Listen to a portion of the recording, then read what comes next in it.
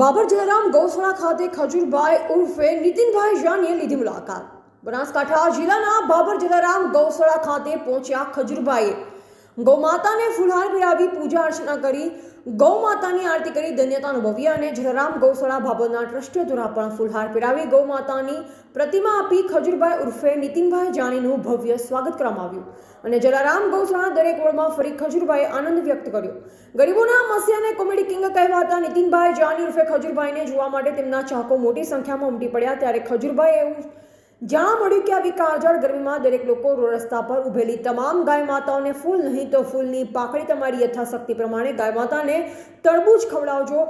મારો ભોળોનાથ તમે વાપર્યા હશે નાથી ડબલ આપશે ને જો ના આપે તો હું મારું નામ બદલી નાખીશ. અને બનાસકાંઠા વાસીઓને ભાવનગરજનોનો આભાર વ્યક્ત કર્યો અને ધરણીધર ભગવાનની જય બોલાવી.